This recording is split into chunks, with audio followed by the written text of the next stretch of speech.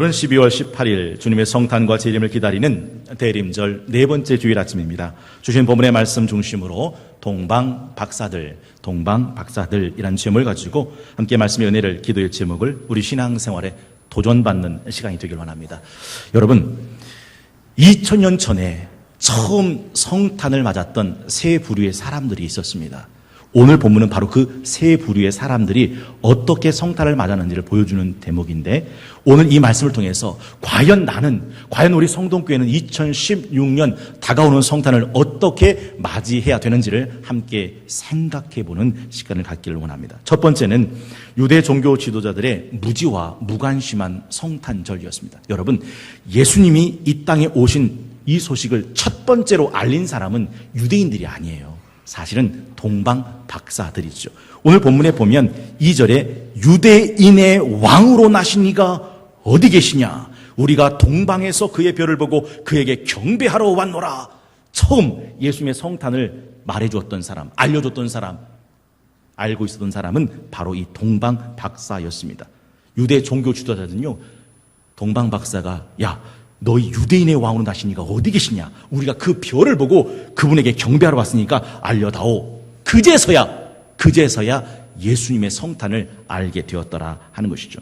또한 유대 종교 지도자들은 이 성경에 능통한 사람이었기 때문에 과연 유대인의 왕이 나신다면, 그리스도가 나신다면, 메시아가 나신다면 그건 틀림없이 베들레헴이라는 것을 어렵지 않게 알았습니다.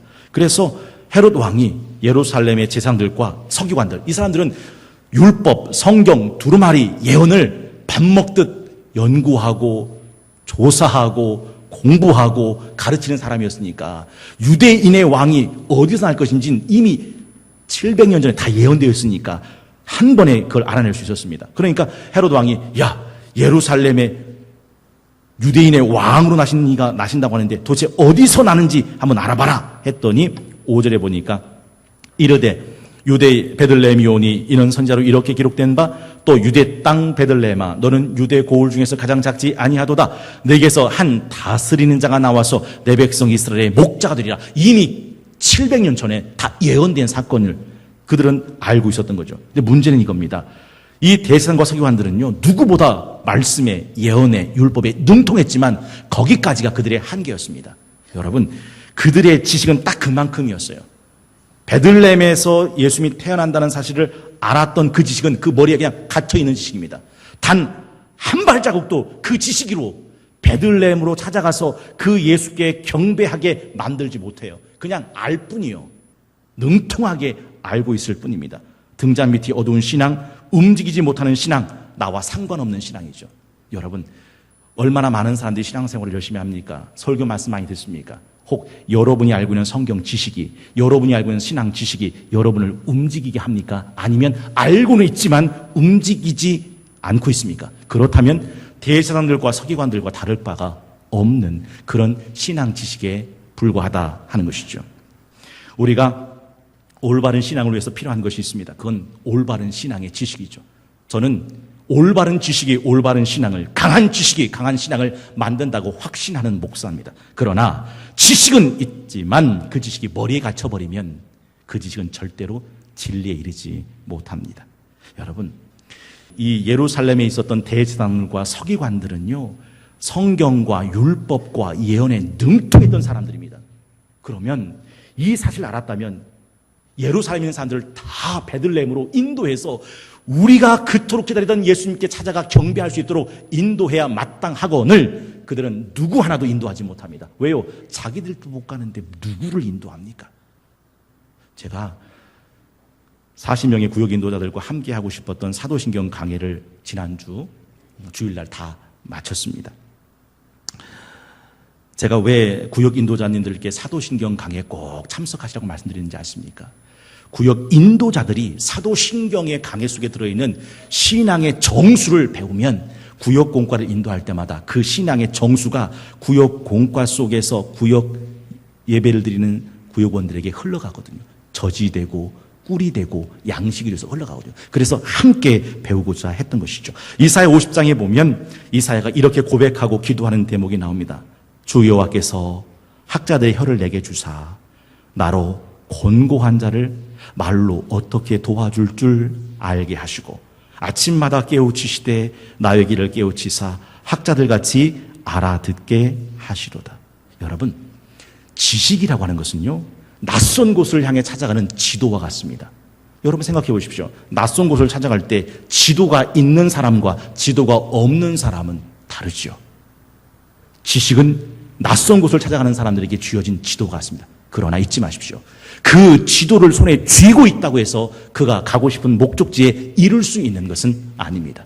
지도를 보고 지도의 길을 따라 걸어가지 않으면 지도를 쥐고 있어도 그 목적지에는 이르지 못합니다. 대제사장들과 서기관들은 그 지식은 있었지만 그 지식을 가지고 베들레헴에 가서 아기 예수께 경배하지 못하는 머리에 갇힌 무지와 무관심의 성탄을 맞게 되었더라 하는 것이죠. 누가복음 10장에 보면 율법사가 예수님께 찾아와서 선생님, 내가 어떻게 해야 영생을 얻을 수 있습니까? 라고 물어요. 그때 예수님께서 말하죠. 넌 율법사지 않니? 성경을 어떻게 읽고 성경에는 어떻게 기록되었느냐? 율법사니까 그 대답이 너무 간단합니다. 내 마음을 다하고 내 뜻을 다하고 내 목숨을 다하여 내 하나님 여호와를 사랑하며 내 이웃을 내 몸과 같이 사랑하라 하셨습니다. 예수님이 하신 말씀, 내 대답이 옳도다. 그리고 하신 말씀이 누가복음 10장 28절 말씀입니다. 우리 다 함께 스크린을 보시고 누가복음 10장 28절 말씀을 합독하겠습니다. 시작. 예수께서 이르시되 내 대답이 옳도다. 이를 행하라. 그리면 살리라 하시니. 여러분, 아는 게 아니에요. 너 잘 알고 있구나. 내 마음, 뜻, 정성, 목숨 다해 내 하나님을 사랑하고 내 이웃을 내 몸같이 사랑하라 하셨습니다. 네 말이 옳다. 그리고 하신 말씀 뭐죠? 이를 행하라. 이를 행하라. 그러면 살리라. 여러분, 대제사장과 서기관들은요, 700년 전에 예언된 베들레헴 땅이 바로 예수 그리스도가 탄생할 땅이라는 것을 알았음에도 그 땅으로 가지 않아요. 무지와 무관심의 성탄에 지나지 않았습니다. 두 번째, 오늘 본문에 등장하는 두 번째 성탄을 맞은 사람이 헤롯 왕인데, 이 헤롯 왕은 위선과 거짓의 성탄을 맞습니다. 여러분, 유대인을 다스리고 있는 이 헤롯은 사실은요, 유대인이 아니에요. 정확히 말하면 에돔 족속입니다. 원래 이스라엘 사람은요, 이삭이 두 아들 낳죠. 에서와 야곱. 근데 이 야곱의 계열이 유대인이거든요. 이 에서는요, 에돔 족속입니다. 그런데 이 에서의 에돔 족속 중에 하나가 바로 이 헤롯 왕입니다. 근데 헤롯 왕은 이스라엘 유대인이 되고 싶었어요. 그래서 유대인 여자와 결혼합니다. 그래서 반쪽짜리 유대인이 됩니다. 그리고 로마 정부에 엄청난 뇌물을 갖다 주고 이스라엘의 유대인의 분봉 왕이 된 겁니다. 왕 자리를 뇌물로 산 거예요. 그러니 유대인 사람들이 헤롯 왕을 왕으로 인정하기가 쉽겠습니까? 아니면 껄끄름하겠습니까? 껄끄름하죠. 그래서 헤롯 왕은 한 게 있는데 그게 뭔지 아십니까? 맞습니다. 수룹바벨 성전, 제2차 성전이 졸속으로 지어졌잖아요. 초라했잖아요. 이걸 싹 뜯어서 확장 리모델링 공사를 해줍니다. 그래 유대인들이 우와 성전을 이렇게 크게 져줬으니까요. 포퓰리즘의 전형적이죠. 그리고 이 헤롯은요, 자기 왕권의 정치에 위협이 된다고 생각하면 자기 아내도 자기 두 아들도 그 자리에서 죽여버렸습니다. 흡사 김정은을 그대로 닮았죠. 김정은이가 고모부를 아무렇지 않게 죽여버렸고 자신의 정치 생명에 위협이 된다면 숙청과 처형을 밥 먹듯 하지 않습니까? 그것이 바로 헤롯 왕의 모습이었더라 하는 것이죠. 그 헤롯 왕에게 동방박사가 와서 한 말이 뭐예요? 유대인의 왕으로 나시니까 어디 계시냐? 우리가 그 별 보고 그분에게 경배하러 왔다. 이렇게 말하는 겁니다. 그러니 헤롯 왕이 얼마나 시겁했겠습니까? 3절에 헤롯 왕과 온 예루살렘이 듣고 소동한지라 라고 이야기를 하고 있습니다. 그러면서도 자기의 은밀함을 간사스럽게 감춥니다. 사실 이 사실을 듣고서 대제사장과 서기관들에게 물어요. 야, 그리스도가 메시아가 유대인의 왕이 어디로 나냐? 그때 아까도 말씀드린 것처럼 유대 땅 베들레헴 거기서 난다고 하는 것을 미가 선지자의 예언의 말씀 통해서 듣게 되죠. 그러자 7절에 보십시오. 이에 헤롯이 가만히 박사들을 불러 별이 나타난 때를 자세히 묻고 베들레헴으로 보내며 이르되 가서 아기에게 대하여 자세히 알아보고 찾거든 내게 고하여 나도 가서 그에게 경배하게 하라. 우와, 굉장히 경건해 보이고 신앙적인 대답처럼 보이지만 사실은 이 속에 음흉한 간기가 숨어 있습니다. 여러분, 구밀복검이라는 말 아시죠? 입속에 꿀을 담고 뱃속에 칼을 품는다. 말은 청산유수 매끈하게 하지만 실제는 틈을 노리고 칼을 뽑아서 죽이는 일을 구밀복검이라고 합니다. 이것이 헤롯 왕의 모습이었더라 하는 것이죠. 저는 여러분에게 한번 여쭤봅니다. 여러분 거짓말 하실 때 있죠? 여러분의 거짓말이 여러분의 입에 착착 달라붙다고 느끼십니까? 조심하십시오. 거짓말이 내 본래 옷처럼 착착 달라붙는다면 남은 건 망하는 일밖에 없습니다. 거짓말해도 거짓말이 서툴러야 돼요. 거짓말해도 거짓말할 때 가슴이 쿵쾅쿵쾅 뛰어야 돼요. 그런데 진짜보다 더 자연스러워. 한 번도 거짓말이 쿵쾅쿵쾅 가슴 뛰지 않아? 조심하십시오. 그 다음 남은 건 망할 뿐입니다. 이 거짓말이라고 하는 것이 굉장히 중요하고 위험하다. 사실은 이 헤롯 왕의 신앙의 모습은 흡사 우리의 신앙 모습과 똑같습니다. 말은 그런데 본심은 죽이는 겁니다. 여러분, 결과적으로 2장 16절에 보면 헤롯 왕이 어떻게 했는지를 이렇게 말하고 있죠. 2장 16절 한번 볼까요? 이에 헤롯이 박사들에게 속은 줄 알고 심히 노하여 사람을 보내어 베들레헴과 그 모든 지경 안에 있는 사내 아이를 박사들에게서 자세히 알아본 그때를 기준하여 2살부터 그 아래로 다 죽이니 2살부터 싹 죽여버린 거예요. 그러니까 처음부터 나한테 다시 오십시오. 나도 가서 경배하겠습니다라는 말은 거짓이었고 위선이었다는 것이 드러나게 된다. 마태복음 15장 8절 말씀. 이 백성이 입술로는 나를 공경하되 마음은 내게서 멀도다. 여러분, 거짓 사단과 거짓 사도들과 거짓 일꾼들의 특징이 뭔지 아십니까? 자기를 감쪽같이 속인다는 겁니다. 고린도후서 11장 13절에 보면 이렇게 폭로하고 있습니다. 그런 사람들은 거짓 사도요 속이는 일꾼이니 자기를 그리스도의 사도로 가장하는 자들이니라. 이것은 이상한 일이 아니니라. 사탄도 자기를 광명의 천사로 가장하나니 그러므로 사탄의 일꾼들도 자기를 의의 일꾼으로 가장하는 것이 또한 대단한 일이 아니라 그들의 마지막은 그 행위대로 되리라. 마지막 세 번째가 오늘 본문의 주인공 동방박사가 맞은 성탄입니다. 동방박사들의 성탄은 기쁨과 경배의 성탄이었습니다. 10절은 동방박사들이 예수님의 별을 보고 매우 크게 기뻐하고 기뻐했다라고 말씀합니다. 11절은 집에 들어가 그 어머니 마리아가 함께 있는 것을 보고 엎드려 아기께 경배하고 보배압을 열어 황금과 유향과 모략을 예물로 드렸다라고 말합니다. 여러분 혹시 동방박사에 대해서 좀 알고 계신 것이 있습니까? 많은 분들이 동방박사가 어느 나라 사람인지 설왕설래가 있습니다. 누가 동방박사가 어떤 사람인지 확답할 수 있겠습니까? 다만 몇몇 학자들의 가설 중에 가장 신빙성 있는 가설이 바벨론, 페르시아의 점성가들일 것이다 라고 하는 것이 가장 대표적인 정통 견해라 할 수 있겠습니다. 원래 이스라엘 역사 가운데 바벨론의 포로기가 있었거든요. 바벨론의 포로로 70년을 삽니다. 그 바벨론 포로를 살아가면서 유대인들에게 생겨났던 것이 하나 있는데 그게 뭐냐면 메시아 대림사상입니다. 메시아 대림사상은 이 포로 생활을 끝내고 우리를 구원할 영원한 만왕의 왕 메시아 그리스도 구원자가 이 땅에 오신다라고 하는 사상을 말하죠. 이 사상은 오래전 예언서들로부터 예언되어 있었습니다. 그러니 이런 유대인을 70년 동안 포로로 끌고 있었던 바벨론이나 페르시아 사람들은 그 메시아 대림 사상을 알고 있었던 것이고 그 사상에 대해서 갈구하고 갈망하고 있었더라 하는 거죠. 예를 들면 이런 거죠. 우리나라 사람은 아닌데 유독 한류에 꽂혀서 맨날 입어도 한복 입고 다니는 외국인 있습니까? 없습니까? 있어요. 우리 한국 사람들도 김치가 조금 낯선데 한국은 김치라고 하면서 김치를 막 이렇게 딱 찢어서 이렇게 돌돌돌 말아서 이렇게 먹는 외국인들 있습니다. 역시 한국은 판소리요 그러면서 제비몰로 나간다 그러면서 판소리 공부하고 판소리하는 외국인 있습니까? 없습니까? 있다니까요. 괜히나 징징나네 하고서 이 농악하시는 분들 우리도 좀 우리 거지만 조금 낯선데 외국 사람들이 거기에 꽂혀가지고서 막 농악하는 사람들 있다니까요.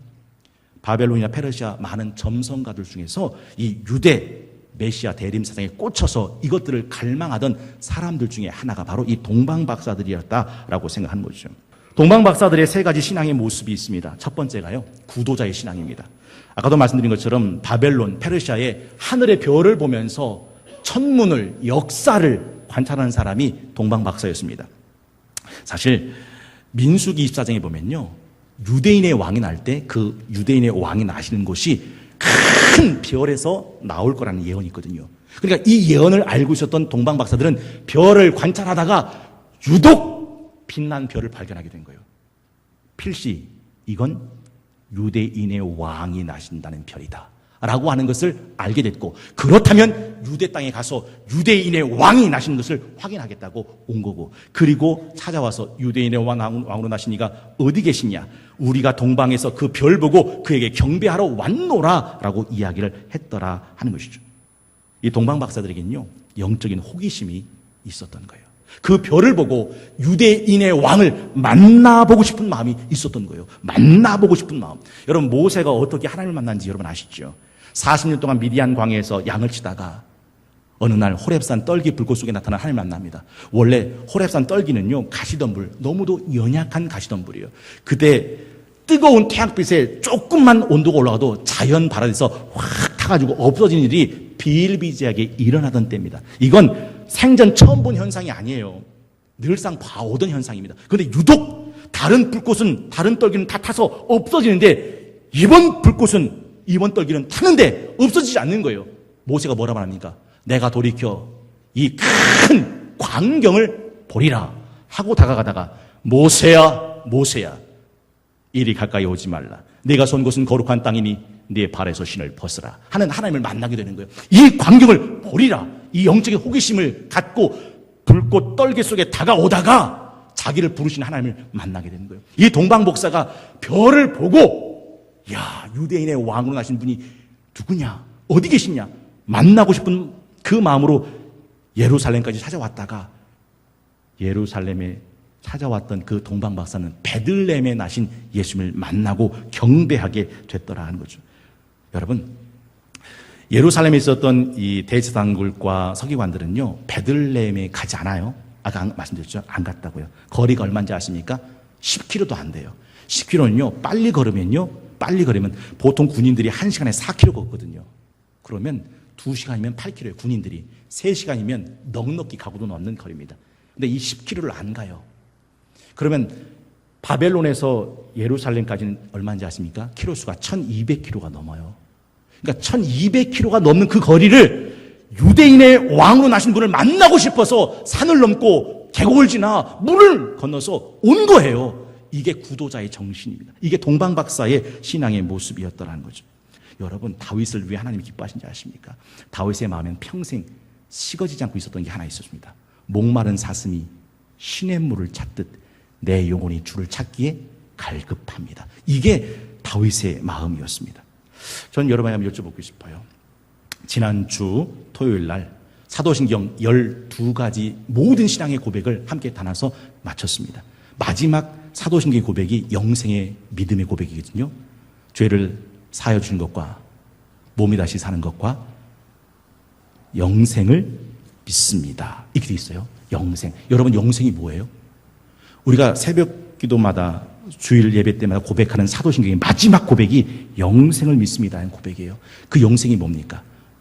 영생은 성경이 이렇게 말해요. 하나님과 하나님 보내신 그 아들 예수 그리스도를 아는 것이다. 그게 영생이랍니다. 여러분, 전 여러분 한번 여쭤보고 싶어요. 여러분은 예수님을 알고 계십니까?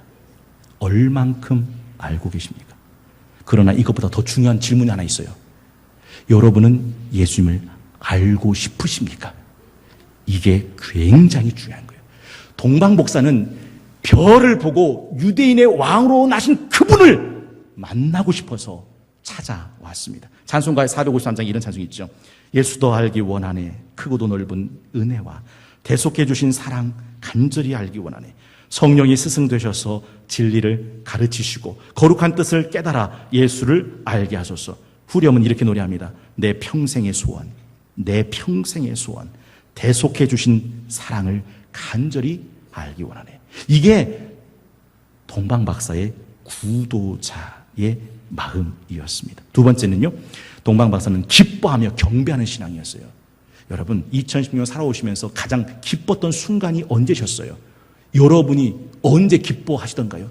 여러분이 무엇 때문에 가장 기뻐하셨습니까? 오늘 본문을 보십시오.